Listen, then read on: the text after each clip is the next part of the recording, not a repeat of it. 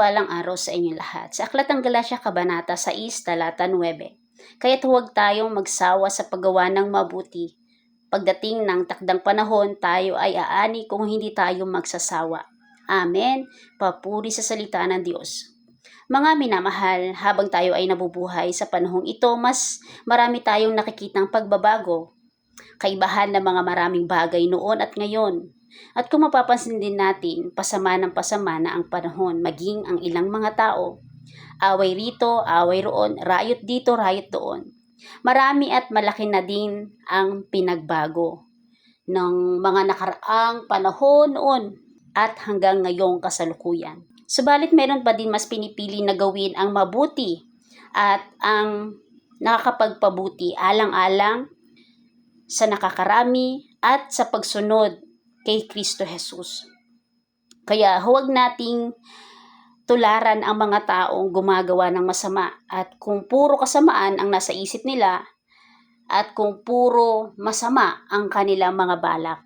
Bagkos, gawin natin kung ano yung mabuti, kung ano ang nakalulugod sa Diyos, kung ano ang kaaya-aya at para sa marami. Sabi sa Aklat ng Efeso Kabanata 5, talata 1 hanggang 5, dahil kayo yung mga anak na minamahal ng Diyos, tularan niyo siya. Mamuhay kayong puno ng pag-ibig tulad ni Kristo dahil sa kanyang pag-ibig sa atin. Inialay niya ang kanyang buhay bilang mabangong alay at handog sa Diyos. Kayo'y mga hininang ng Diyos kahit hindi dapat mabanggit man lamang na kayo'y nakikiapid o gumagawa ng anumang uri ng kahalayan o pag-iimbot. Huwag din kayong gagamit ng anumang malaswa o walang kabuluhang pananalita at pagbibirong di nararapat. Sa halip, magpasalamat kayo sa Diyos. Alam na ninyong walang bahagi sa kaharian ni Kristo at ng Diyos ang taong nakikiapid, mahalay o sakim, sapagkat ang kasakiman ay isang uri ng pagsamba sa Diyos-Diyosan.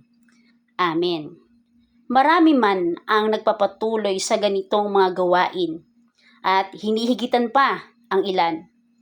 Ngunit tayo ay dapat na marapat na naiiba sa mga taong gumagawa ng mga ito, sapagkat ang tinanggap natin ay ang espiritu ng kalayaan mula sa pagkakabilanggo at pagkakagapos na sanhi ng ating mga kasalanan.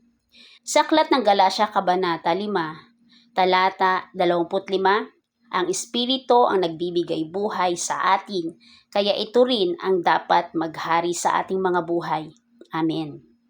Huwag maging palalo, palaaway, at mainggitin. Bagkos, ipagpatuloy natin ang paggawa ng mabuti kahit na tayo ay nakakasuhan sa bagay na hindi natin ginawa.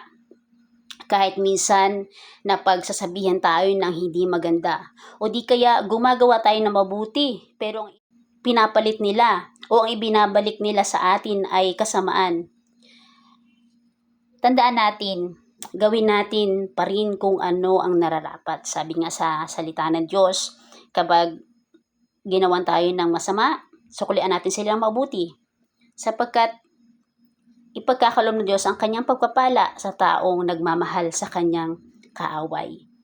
Kahit nagpapakita sila ng hindi maganda, pero ang ating puso ay patuloy sa mabuti, batid ng Diyos at alam ng Diyos kung ano ang nararapat sa atin at siya ang magkakaloob sa atin. Hindi naman din lahat nagpapakita ng masamang motibo at masamang intensyon. Meron naman ilan ay mabuti ang kanilang motibo at intensyon. Makikita pa rin natin na kay buti ng Diyos at hindi naman din lahat na nabubuhay sa mundo ay puro kasamaan ang nasa isipan. Bagkos meron ding mabuti. Sapagkat meron tayong Diyos na mabuti. Kaya kahit na ganoon, maganda yung ating motibo, maganda ang ating intensyon, kahit sa tingin ng iba, ito ay hindi maganda, ipanalangin natin sila sa Panginoon at idulog natin sila sa Panginoon. Nang sa gayoy, ang mga bagay na hindi natin kayang gawin sa Diyos ay kaya niyang gawin sapagkat walang imposible sa Kanya at sa mga taong may tunay na pananampalataya. Huwag pa rin tayong manawa na magsagawa ng mabuti sa ating kapwa.